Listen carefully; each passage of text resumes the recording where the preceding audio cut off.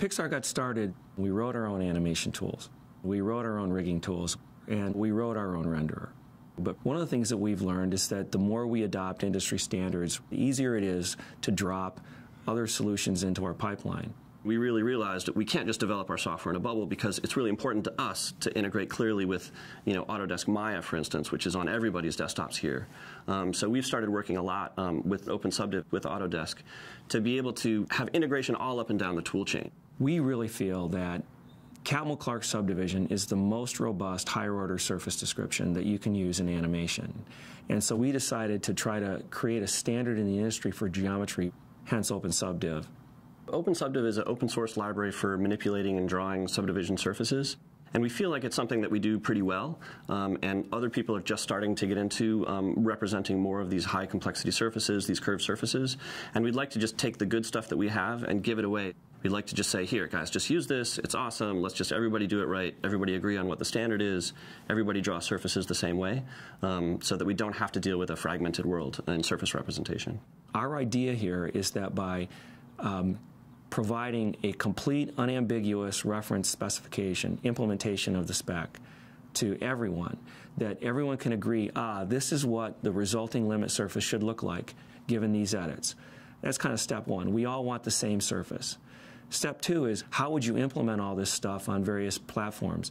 And we knew that no one would adopt this unless we demonstrated that this was very performant on a number of platforms, and so we realized that Maya would be the key to that.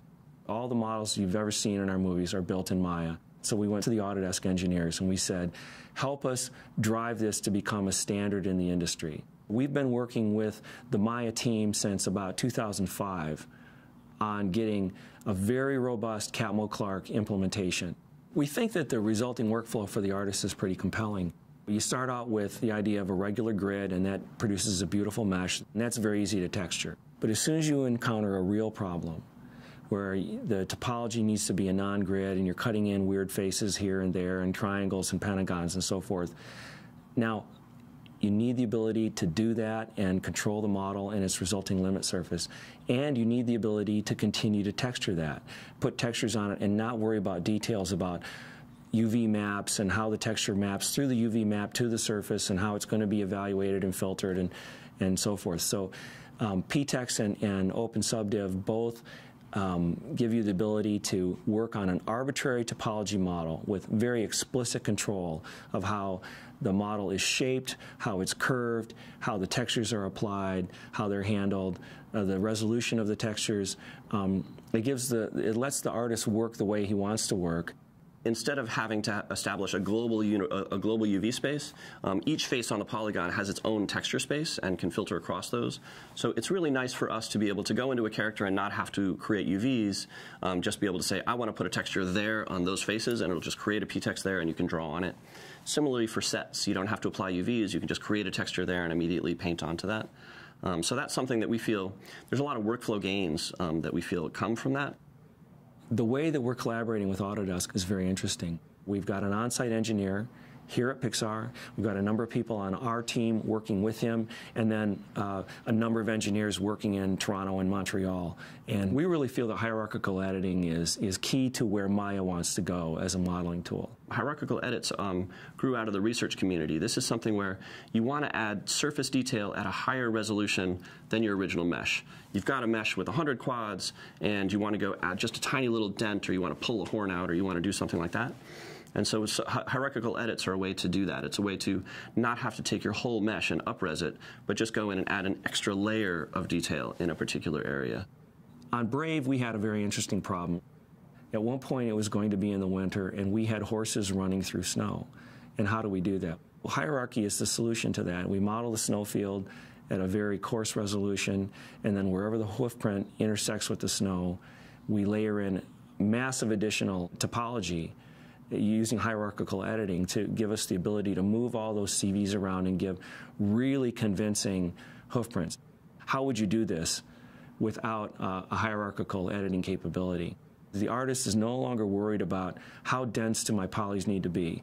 You just lay in the geometry you need, and where you need more detail, you place the detail. That's an incredibly powerful thing. And Autodesk and the Maya engineers have realized that's a worthy goal, and they're on board. And so we're all working very closely together to modify Maya and modify OpenSubdiv so that it's ready for the industry. And we're going to show you a number of demonstrations of artists working, using that power to create, beautiful models with very minimal, geometry in them.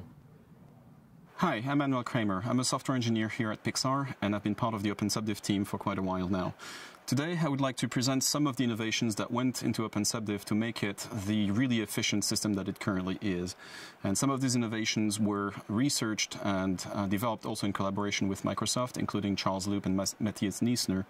And it's through their joint research with Tony DeRose that we were able to bring to you this new technology that allows us to make subdivision surfaces really, really fast on GPU.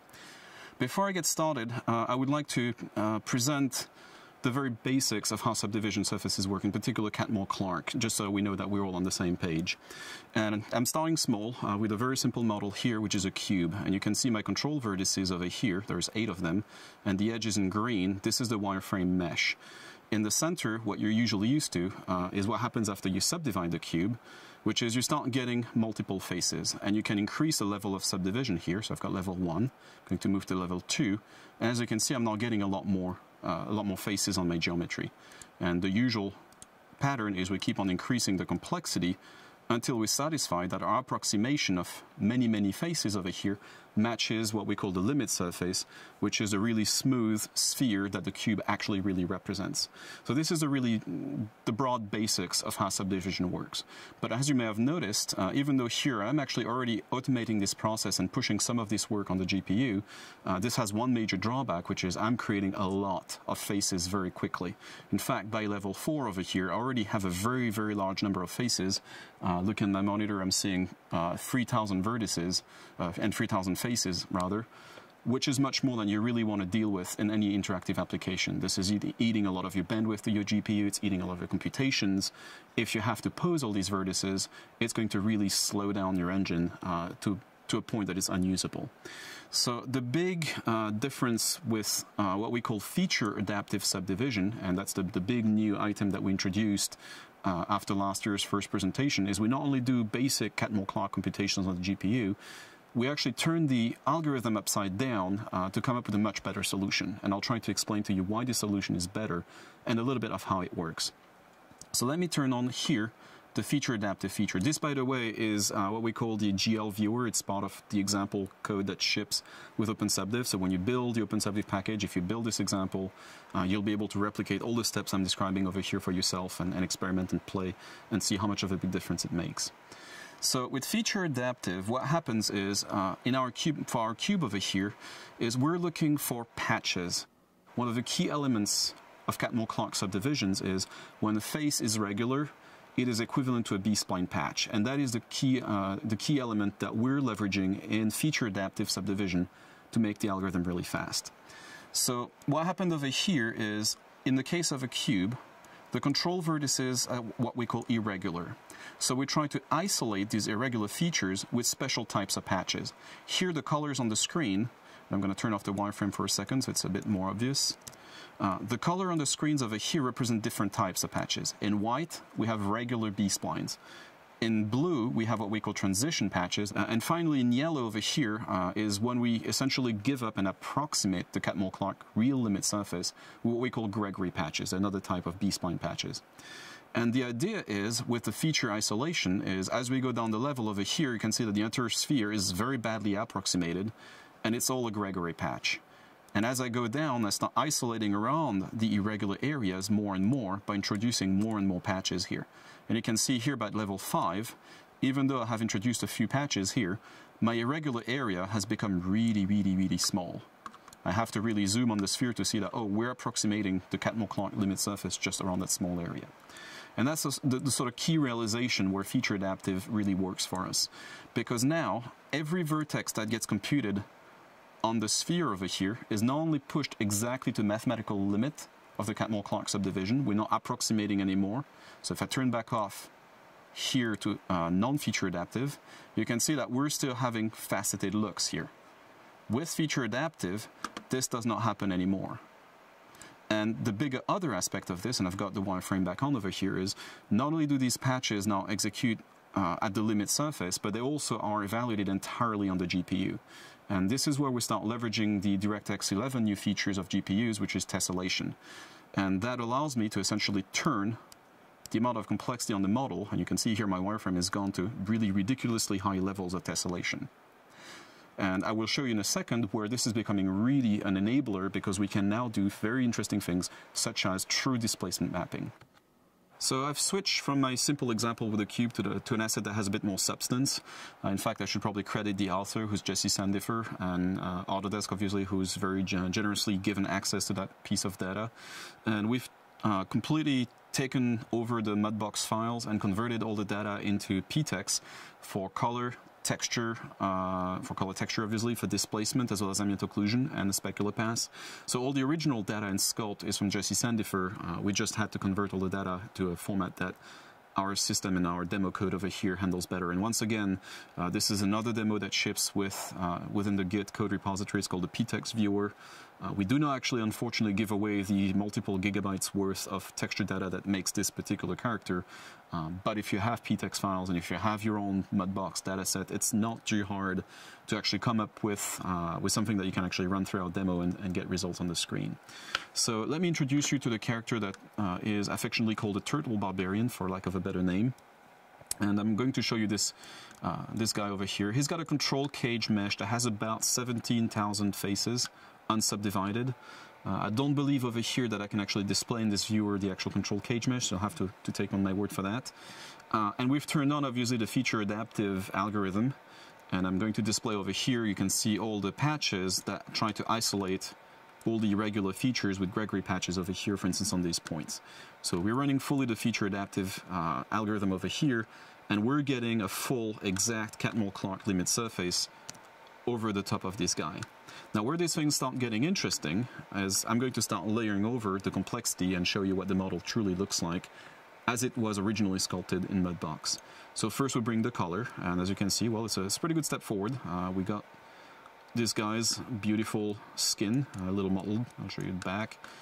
Some of the details. A lot of modeling has gone into the little doodads on his belt over here, which are pretty interesting. And as you can see, they're not really slowed down the model. We're still running at 50 frames per second over here without too much of a problem. But I was just colored. That's pretty easy so far. Where things start getting really interesting is I can actually turn also on displacement. And it's going to take a couple of seconds. And you can see here that we're not cheating. This is not just bump mapping. We actually have geometry covering the entire body here. And I'm going to zoom on a couple of areas of interest to really show you. See how the silhouette is all broken everywhere? And I'm getting really close.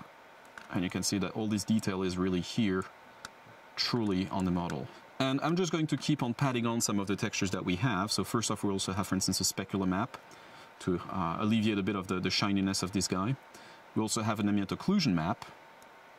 So I'm going to turn off and back on so you can see it helps contributing to the realism. And we've also written, just for the sake of the proof of concept over here, a bit of IBL to have our guys sit in a sort of lighting environment that's a bit more interesting. And this is the final product that we get. And again, I'm going to start zooming on certain areas of his body to try to show literally the amount of geometric detail that goes into this. And at this point, you're going to start asking, well, exactly how many triangles are we really drawing on screen? Well, we have over here this little counter on the left that says on this particular frame, I have 3.7 million. As you can see, as I pull out, the count changes interactively, and it really depends on where my camera is. So one of the big features of DirectX, and one of the reasons we're able essentially to pull virtually limitless amounts of geometric detail on this model, is because we can adaptively decide how much tessellation goes on the model at a given point based on where the camera is. So you only really pay for what you see on the screen. And I'm going to illustrate this first by turning on the wireframe on the model. And as you can see in yellow now, we've got the edges of every triangle displayed, and it's pretty much a solid yellow shape, because this is how dense our mesh is. And if I keep on zooming really closely, we keep on maintaining really the density of this mesh, and it really is extremely dense. I mean, you can see that every bump, every scar, almost every pore of his skin is covered by geometric detail. Oops. went through a little bit the model. So if you look on his back, for instance, you can see that all the scales on his turtle shell are all completely model. And I'm going to go over here on his weapon also, which has a tremendous amount of really great geometric detail here. And I really have to get really, really close for you to actually start seeing where the triangle come in. So this control also is obviously completely dynamic. As a user, as a game engine, if you don't want to pay for this much complexity, we have ways of reducing the tessellation factors. You can see I can coarsen the mesh very quickly. And at this level now, if you watch very carefully, you can see how a tessellation algorithm sort of kicks in and adds detail on the fly. I'm going to try to take another area of the body, maybe bring a little bit more density. So if you observe very carefully on the shoulder over here in that area, as I zoom in, you can see that we're adding triangles on the fly. But because all these triangles are always at the very limit of the catmull-like surface, and we're just applying displacement from the PTEX texture, there is no popping, there is very little distortion in the way the surface actually moves on the screen. So I'm going to turn off very quickly the wireframe and bring back the real density of the mesh. This is what I had originally. You can see that this bump over here, that I really get really close and we start seeing the actual texels and the limit of the resolution of my textures here. We're not completely done with filtering those textures. This is still development progress, which explains some of these artifacts. But as you can see, as I pull away, and it's kind of hard with the mouse to really get this done smoothly, but you can see that there's no pop in the geometry. It's all very smooth. It's all preserving the integrity of the real sculpture that was in Mudbox. And I will finally conclude with one last element, which hopefully will get your attention. This may look like it's an interesting little parlor trick. What I haven't mentioned yet so far is that we're effectively doing all these computations on every frame that is being drawn. And so where this is interesting is I can actually also turn on and animate this character in real time. I'm going to prove this just right here by turning on the animation. As you can see, this guy is now deforming. The only points that we're actually really animating are the control points of the control cage, which is about 17,000 vertices. Everything else is interpolated on the fly. And once again, I can zoom in as close as I want.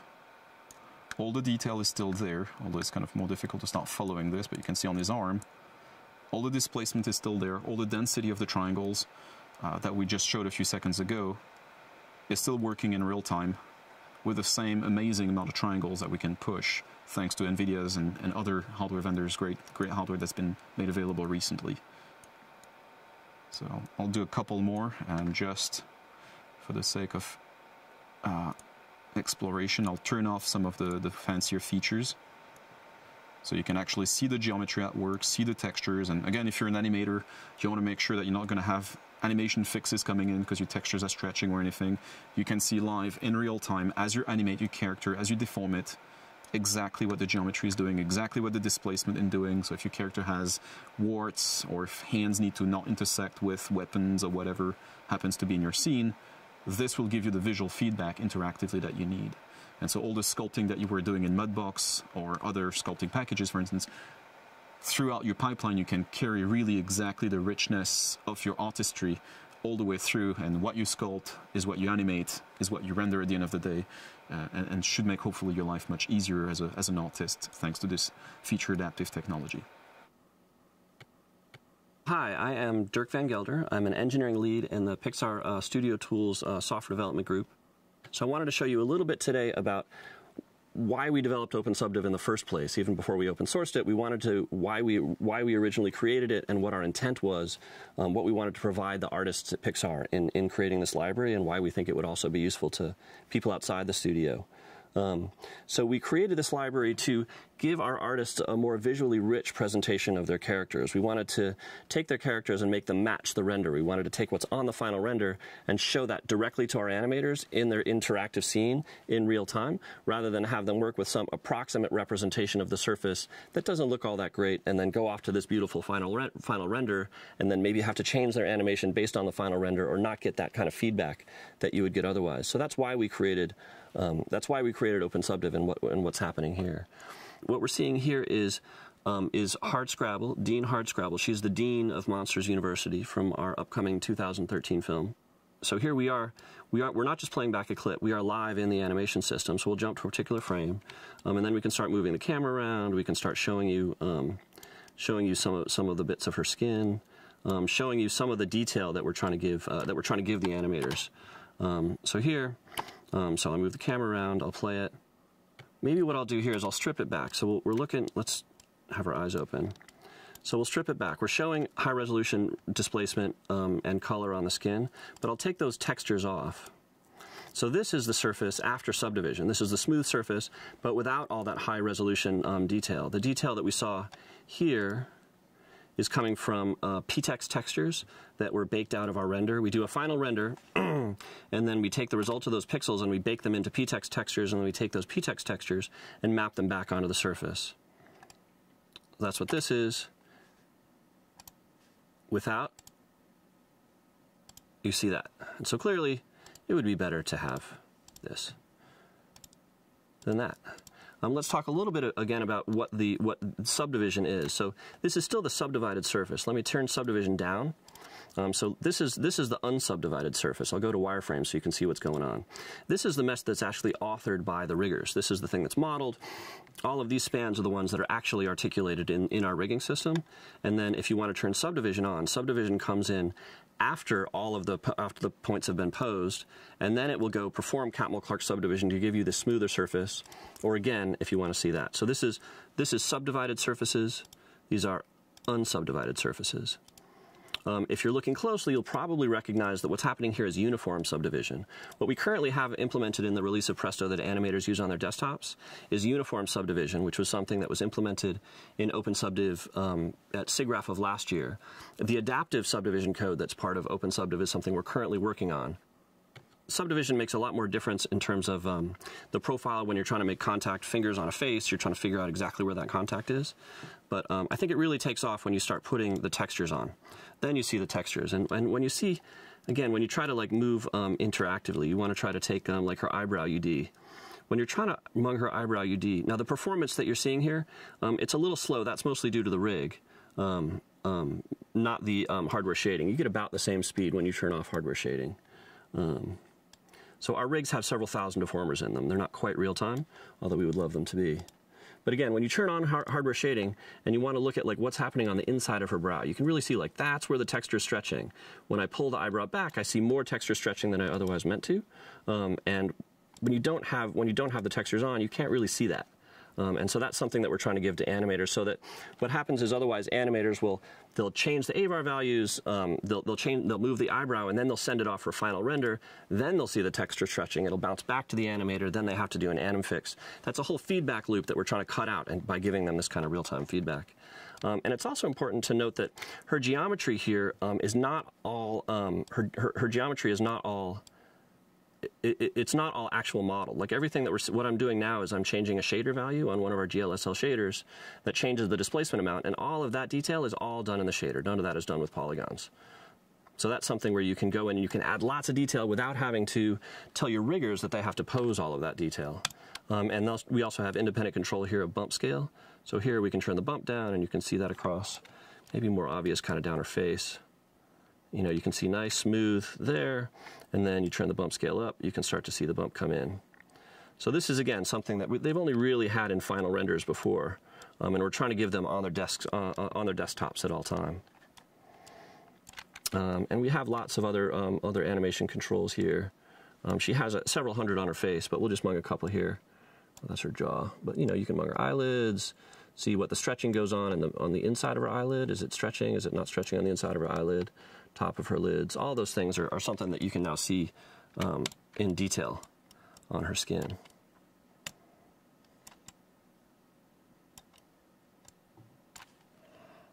And then I'll play. She's an awesome character. You got to see her in the movie. She's good. Again, we're trying to create a presentation to the animator that pulls them into the scene, that helps them see what their character is actually doing. When you don't see her spikes and you don't see her skin, it's not the same. She's not the same thing. She's just like this kind of flat, inanimate surface, and it doesn't have the kind of life to it that you see in the final renders, and it takes something away from the performance.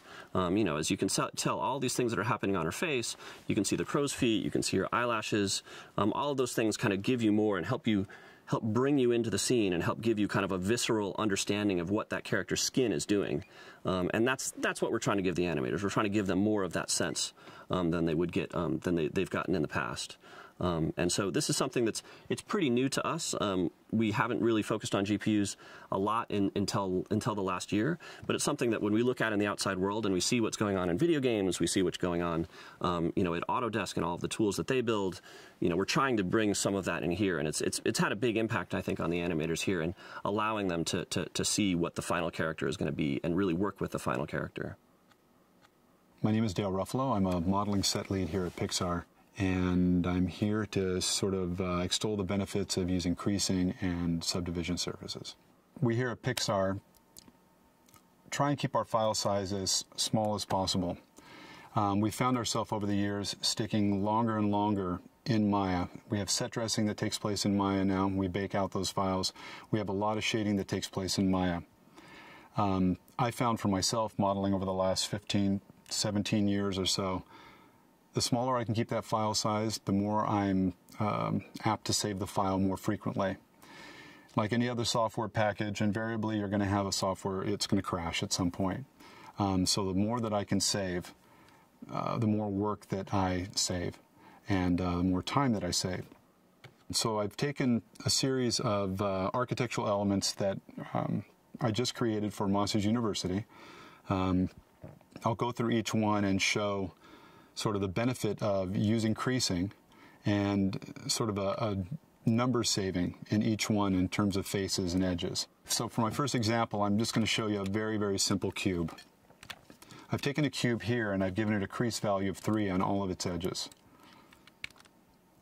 I've taken the same cube over here, haven't creased the edges at all. And for purposes of the rest of this demo here, I'm going to refer to sort of these edges along here as my boundary edges. And any edge that I've put here to sort of define my radius, I'm going to call either my radius edge or a loop edge.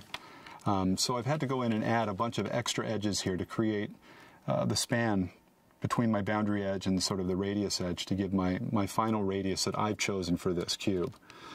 And if I go ahead and subdivide all 3 of these, we can see that far right we get one that is now a sphere because there's no creases being used at all. We get my cube here that uses creases. I can go ahead and pick those edges again. And we get a cube here that approximates the same radius as I have over here. You can see here it's about 9 times heavier, about 9 times the amount of faces going from this cube here using creases to the cube that has no creases and uses the extra edges around the boundary edge. The next example I'm going to show you here is a section of a roof that we used in Monsters University. More closely, it's this little detail that runs along the edge of the roof here, sort of a copper detail. And I wanted this to look like a kind of like a heavy copper rivet that follows the edge of the roof. In the center here, again, with the example, I have 9 faces that create this object right here. And I've used a crease set value of 2 along these edges or along this boundary edge. When I subdivide that, this is what I get. If I take all of those edges and I remove all the creases, far right, I get this shape. To sort of approximate this same, again, radius here, I've had to add in approximately about 9 times the amount of faces. If I subdivide this over here, that's what we come up with. It's about as close as I could get to it quickly. Again, you can see the benefit of using the creases, limiting the face count, making the model a lot lighter, a lot quicker to move around, toggle around in Maya, and a lot faster to save too, save the file. The next example here, I have a piece of text. I, as a modeler, find it very difficult to model text, or it just becomes really kind of an arduous task. I had to model a lot of text on Monsters University. This one example here, as you can see, is the letter S. Again, following the other examples, the center, I've gone ahead in the center mesh here, set a crease value of 3 on these border edges. When I subdivide that, that gave me exactly what the art director wanted. Now, something else that I haven't brought up previously, the nice thing about using creases like this is that invariably they're going to come in and want to change things. They're either going to want to make that much, much harder, or say they come in and they want to make it much softer. Here I'm switching to a crease value of 1. And I could quickly, interactively, like change the crease, change the edges, change the radius along those border edges and such, and really modify it for them to be able to give me a buy-off without having to go back to the mesh and manipulate all of those loop edges. So I'm going to go back to 3 on that. If I go ahead and subdivide the one on the far right, we get something that's just very gooey and soft. Not what I want at all. And once again, in order to get sort of an approximation or the same sort of radius treatment that I have on the one with the creases here, I've had to add in about a little more than 2 times the amount of faces by adding in all of these loop edges here to sort of define what my radius is.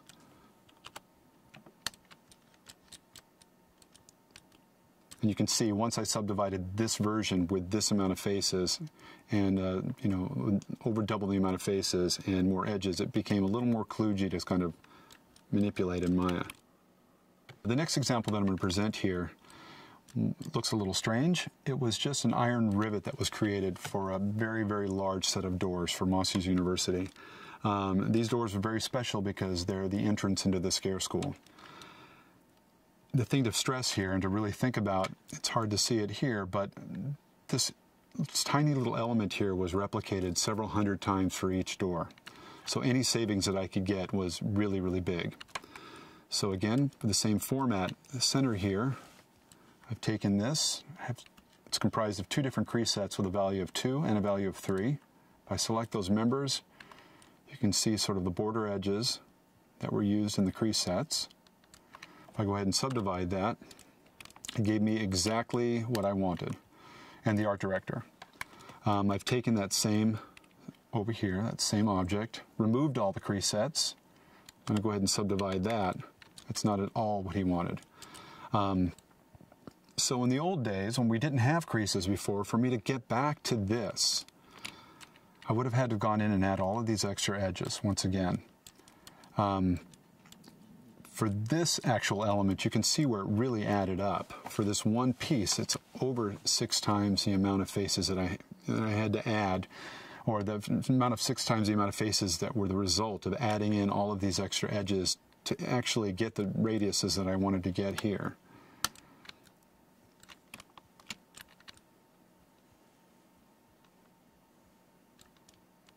And again, if you needed to modify this quickly, if somebody came in and said, it's all a little bit too hard, can you make those a little softer? Well, instead of having to go back through here and modify each of your edge loops or pull them away from the border edge and stuff, I can quickly go over here again and say, you know what, I'll switch this to a value of 1.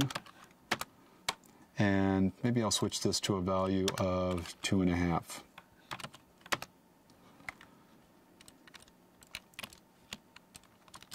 And it's nice because I could make these changes, say, after I had built the entire door and the entire structure, and these are replicated all over this big door. And they come in and they say, they're just all a little too sharp and all a little too pointy. This crease set's going to affect every single one of these if I replicate it 100 times. So it just makes sort of future changes, if they need to happen, much, much quicker. The very last thing I had to show you today is an architectural detail that was at the very top of the cupola of the scare school of Massey's University. You can see the different face count here between the detail on the left and the detail on the right. So if I take this now and I'm going to interactively subdivide it within Maya, I already hit my 3 key, and I'm now going to use my page up or page down. I'm going to page up once.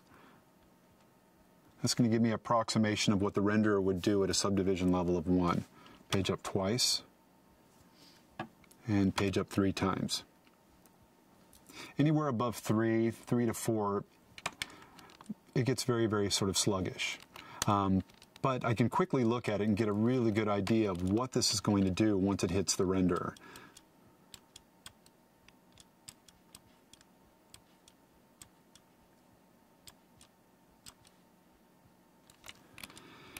Okay, my example on the left.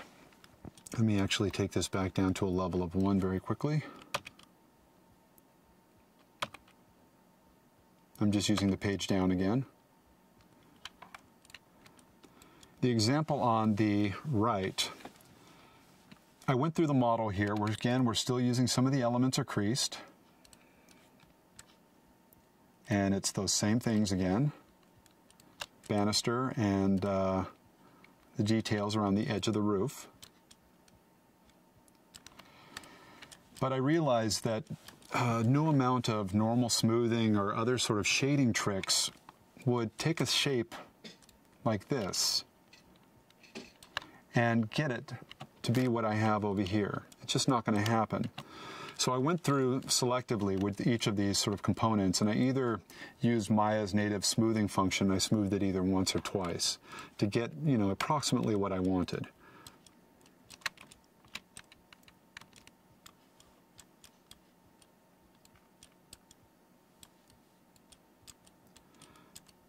And it's easy to see what the impact of that was. I went from a little over 3,500 faces upwards of 18,000 faces just to kind of get me in the same ballpark. Whereas I could stick with this version on the left here and use a renderer that subdivides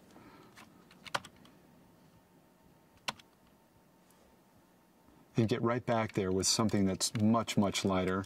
It's going to be easier for me to make changes later if they decide that they want to change a profile on something or an edge along here, because I simply don't have as much data to push around, both file size, and I just don't have as many edges to manipulate. So it's easier for me to keep a surface that's light and smooth and just much more efficient.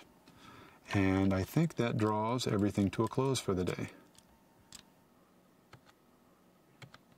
Hi, I'm Takahito, GPU team of Pixar Animation Studio.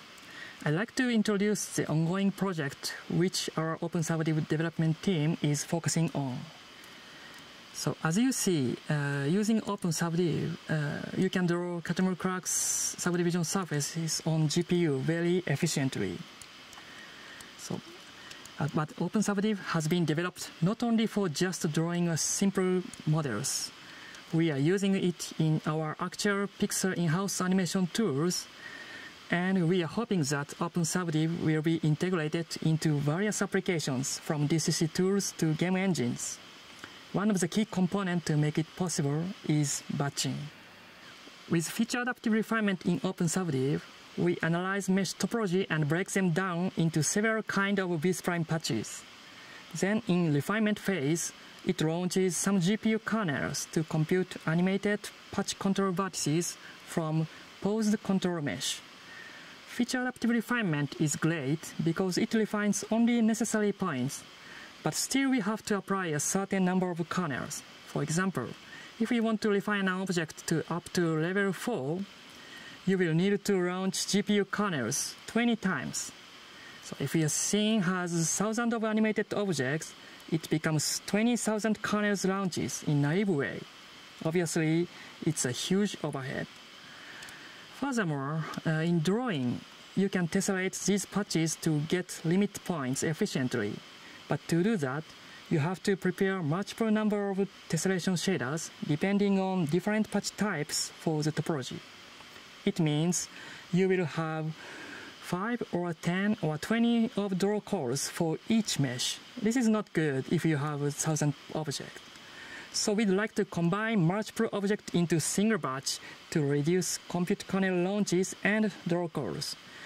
Also, if you have different shaders, objects should be batched by shader to reduce redundant shader binding. It dramatically increases your performance. So this feature is OpenSubdiv batching, which we are currently developing. So in this viewer, you can see the result of batching. In batch drawing, same type of patches across objects can be drawn together. And also, screen space LOD can be used well in combination. So I just want to mention we are not cheating and we are not using the instancing or such kind of acceleration. So every object in this viewer is moving independently. So you can see how OpenSubdiv batching works with practical scene complexity. And we are also designing and implementing higher level API on top of batching. It makes it easier to integrate OpenSubdiv into your existing application. Thank you. Working with Autodesk they've been our biggest, our biggest collaborator on this, and our biggest kind of advisor on how to guide that architecture. And I think the rest of the industry is sort of waiting for us to figure it out. Those guys are all realizing that this geometry is coming our way. It's going to be edited in Maya. It's going to have these annotations. We have to be able to deal with it. The goal for all of us is that at some point in maybe 2 years from now, 5 years from now, in any content package, in any rendering package, if you want to draw a subdivision surface through the GPU, it's just a call to the GPU driver, just as you would to draw a line or a triangle or anything else. You can make a call to the driver and get a subdivision surface with all the edits. That's our goal. When we get there, we'll really have achieved an industry standard.